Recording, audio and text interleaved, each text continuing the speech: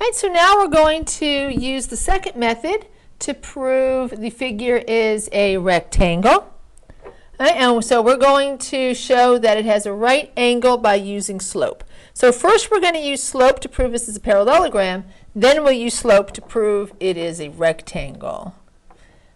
And we only really have to worry about proving, once we've proven it's a parallelogram, we only have to prove one angle to be right. We only have to prove that one pair of consecutive sides is perpendicular, because if you can prove one angle of a parallelogram is a right angle, they all have to be right. And that's because the opposite angles are congruent, consecutive angles are supplementary in a parallelogram. So now let's graph the points 1, 6, and that is A. Graph the point -5, -2, and label that B. Graph the point -1, -5, label that C, and graph the point 5, 3, and label that D. And then connect the points in order. Right? So A to B, exactly how they're given, to C, to D, to A. I probably should have used an align tool to make my lines nice and straight, but I wanted to be able to do it a little faster for you. All right, so that's our step one, is always to graph if we're not given a graph. Now, if we were working with diagonals, we'd graph the diagonals. In this proof, we're working with the sides, so we're going to skip graphing the diagonals. So that's step one. Step two, what do we want to show? We want to show both pairs of opposite sides parallel and consecutive sides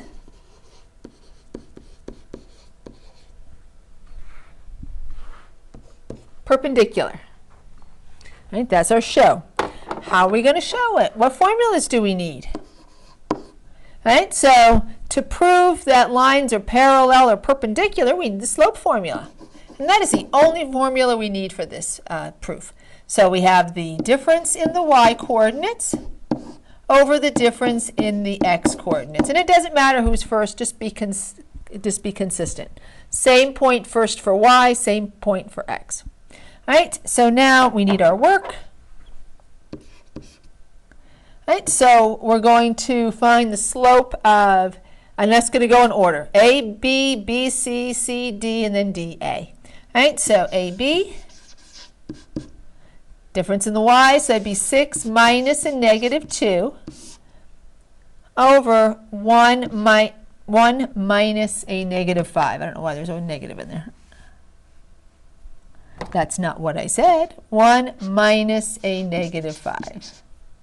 All right, so minus a negative is plus, so that's 6 plus 2, so that's 8. That would be 1 plus 5, that's 6, and we can divide both of those by 2. That reduces to 4/3. All right, now let's find the slope of BC. All right, so we have -2 minus a -5 over -5 minus a -1. So that would be -2 plus 5. Right, so that's the same as 5 minus 2, so that's 3. And -5 plus 1 would be -4. Right, now let's find the slope of CD. Right, so that would be -5 minus 3 over, now difference in x, -1 minus 5. So that's going to be a -8 over -6, and we can reduce that. Negatives cancel. That's positive 4/3. And then the last dA, right? So that's going to be 3 minus 6 over 5 minus 1. 3 minus 6, that would be -3. 5 minus 1 is a 4. It doesn't matter whether the negative's in the numerator, the denominator, or right in front. It's the exact same thing. So this is -3/4, and this one is negative 3/4. The dA is negative 3/4. All right, so now we have all our work. Now we're going to write our proof. Now, since I did a 2-column proof on the last one, I am going to write a paragraph proof. And I will do my best not to write too many run-on sentences, but so long as the information is correct and it's correctly justified, even if your sentences aren't pretty, it's still okay. But I think I can make nice sentences. Oh, by the way, symbols are fine. All right, so using the slope formula,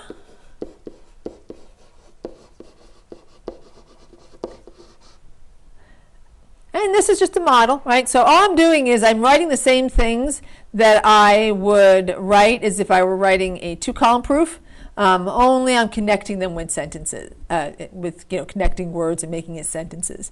And I am trying to put things in a way that makes a nice sentence as well.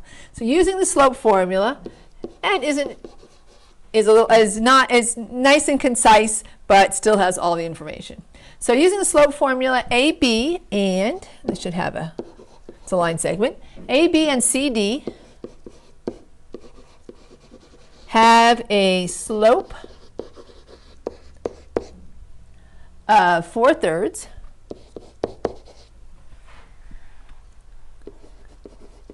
And BC and DA have a slope of negative 3/4.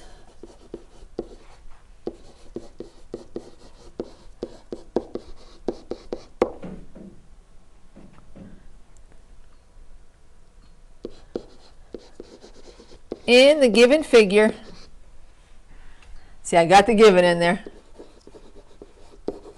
A, B, C, D. Sounded better to put it at the end of the sentence. This is the symbol for therefore, so that's the end of the sentence there. This is the symbol for therefore. Doesn't matter if you write out therefore, but that's what that little symbol means. Therefore, AB is parallel to CD, because if they have the same slope, they're going to be parallel. So AB is parallel to CD, and BC is parallel to DA. We want to say why. How do we know? Because they have the same slope.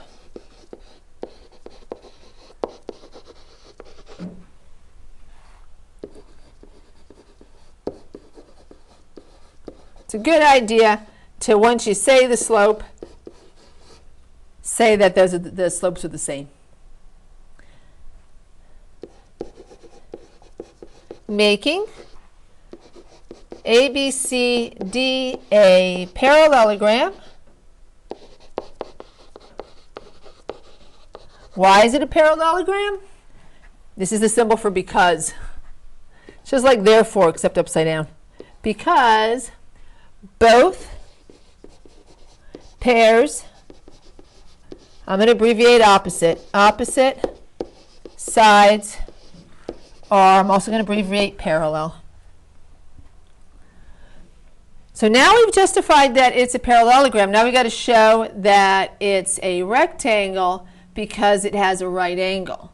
Well, how do we know angles are right angles? What makes right angle? What creates right angles? Perpendicular lines. How do we know lines are perpendicular? The slopes are negative reciprocals. So 4/3 and negative 3/4 are negative reciprocals.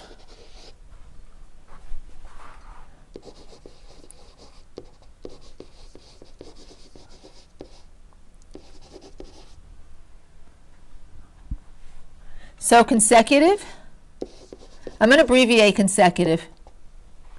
Consecutive sides are perpendicular. And I don't have to go through every single side. I can just show the slopes. Our slopes, they're one after the other, right? Because we can see from the figure, AD and BC are opposite sides. What did I say? AAD and BC are opposite sides, for instance. And AB and CD are opposite sides. But AB and BC, those are consecutive. Right? So consecutive sides are perpendicular. We know that perpendicular lines meet at You can just squeeze it in here. Right, I'm going to abbreviate angles, making A, B, C, D, A rectangle. Just a little hint, sometimes it's easier to kind of like plan out what you want to say on paper like first and then clean it up a little bit, right? But so long as you've got the information you needed justified based on your work and definitions and theorems from geometry, like we have here, then it's a good proof. And abbreviations are fine. So this one is done. In the next series of videos, we'll look at the rhombus and the square and triangles. All right, bye for now.